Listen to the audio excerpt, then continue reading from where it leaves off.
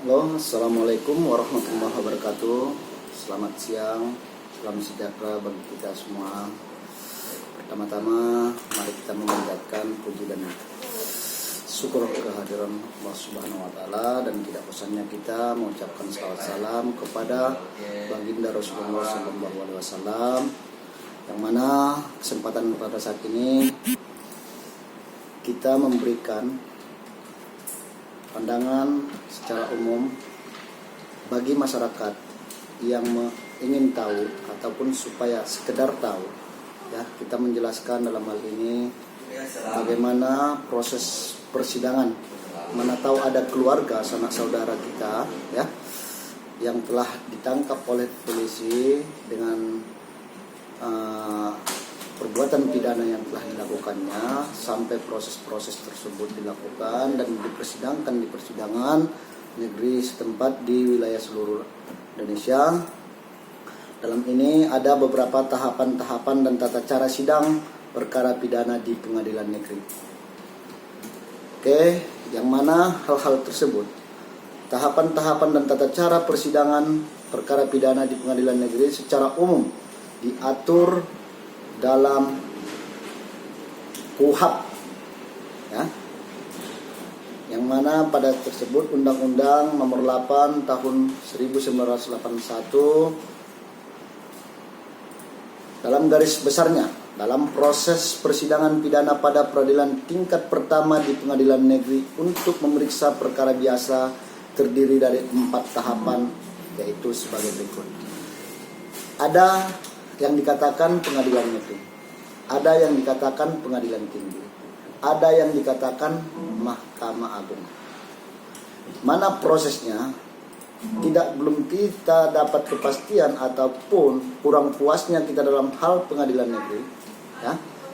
Setelah ingkrah di pengadilan negeri, setelah putus di pengadilan negeri, maka hak daripada terdakwa ataupun kuasanya boleh mengajukan banding, yaitu ke pengadilan tinggi, ada di provinsi masing-masing.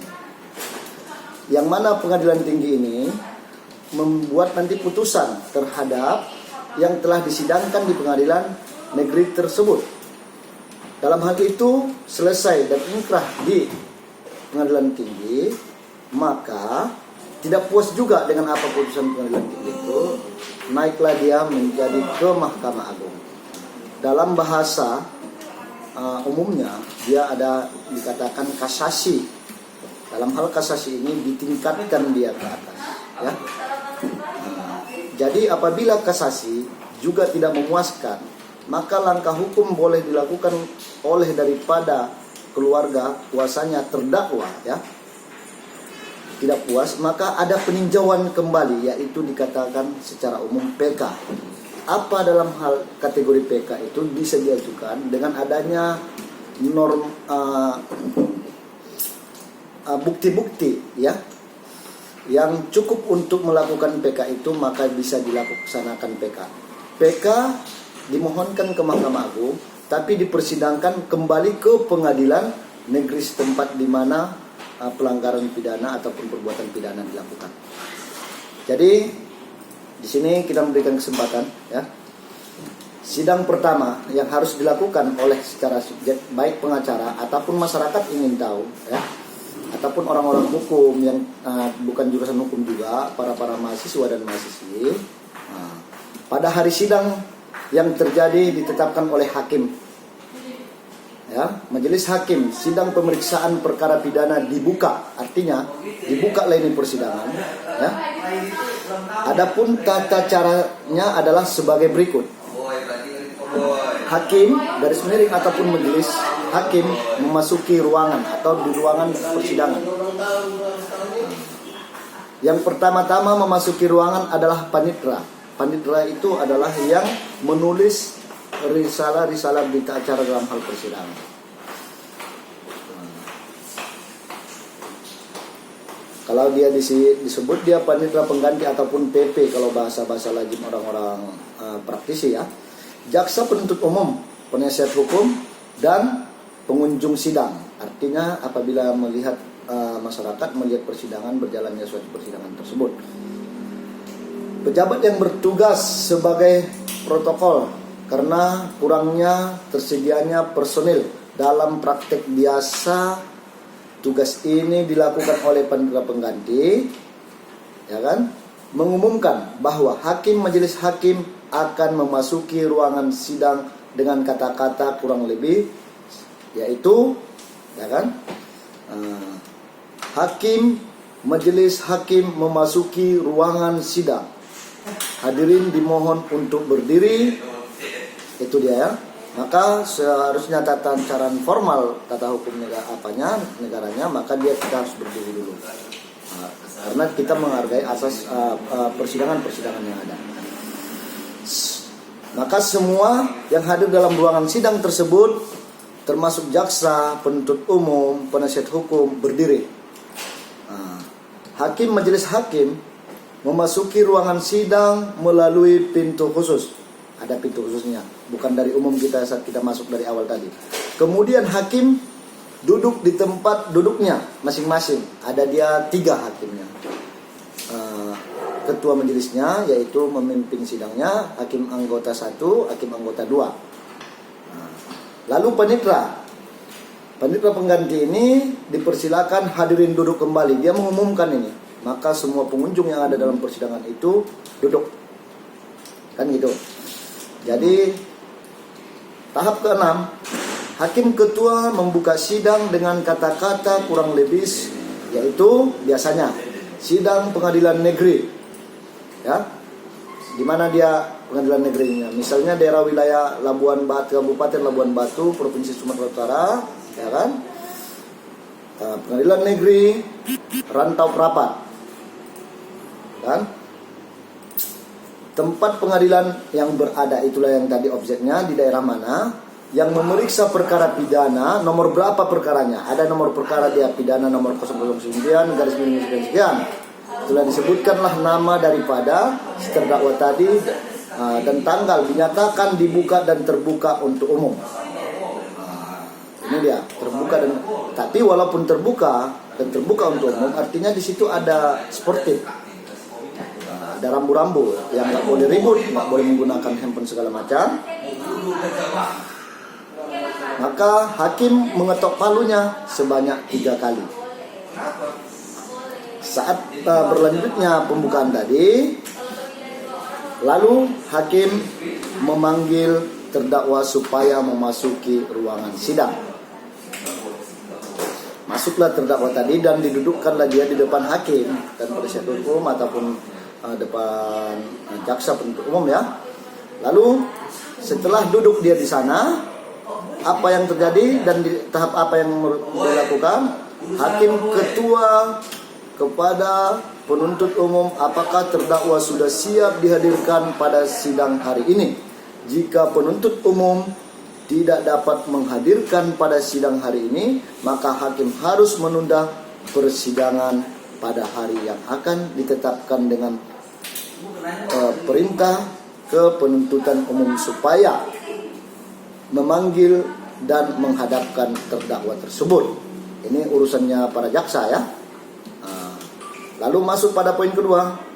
Jika penuntut umum sudah siap menghadirkan terdakwa, maka hakim ketua memerintahkan supaya terdakwa dipanggil masuk ke dalam ruangan. Poin ketiga, lalu petugas yang tadi siapa dia, baik dia dari kejaksaan ataupun kehakiman, kan, membawa terdakwa ke ruangan sidang dan mempersilakan terdakwa duduk di kursi pemeriksaan yang di hadapan hakim tadi. Lalu poin keempat, hakim ketua mengajukan pertanyaan, yaitu kira-kira sedemikian, ya. Apakah terdakwa dalam keadaan sehat, siap mengikuti persidangan ini? Ini dia biasanya. Lalu hakim juga menanyakan kembali, menanyakan identitas daripada terdakwa yang disidangkan. Namanya siapa, umurnya berapa, alamatnya di mana, pekerjaannya apa, gitulah kira-kira, ya. Lalu selanjutnya tahapan itu, Hakim mengingatkan pada terdakwa agar memperhatikan segala sesuatu yang didengar dan dilihatnya dalam sidang ini. Dalam sidang itu maksudnya ya. Lalu poin kelima, hakim bertanya apakah terdakwa didampingi oleh penasihat hukum atau tidak. Biasanya terdakwa akan menjawab apabila dia didampingi ada pengacaranya. Kalau dia nggak paham penasihat hukum, ada advokatnya misalnya, maka apakah ada pengacaramu atau tidak? Itu lumrah biasa disampaikan, ya. Lalu dijawab oleh daripada si terdakwa ini.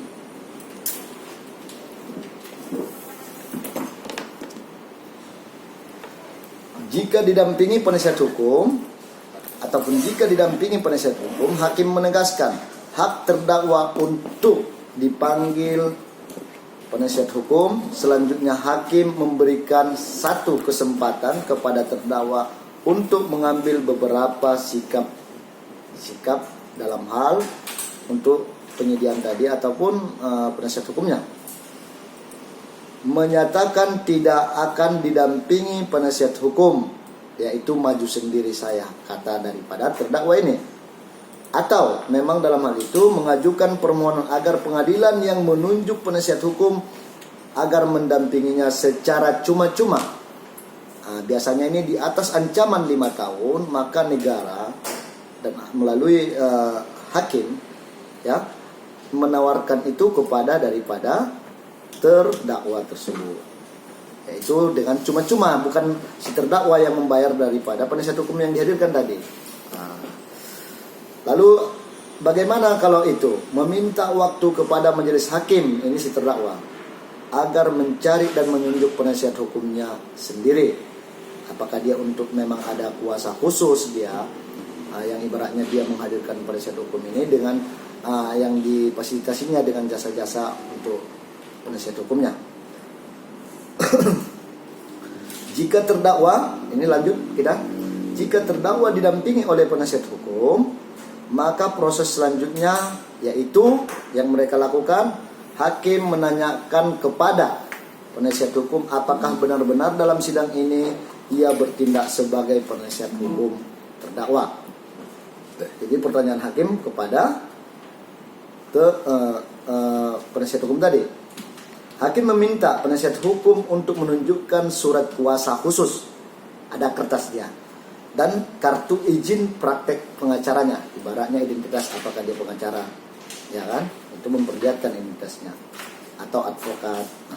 Setelah itu hakim ketua mengamati surat yang telah disodorkan oleh daripada penasihat hukumnya tadi.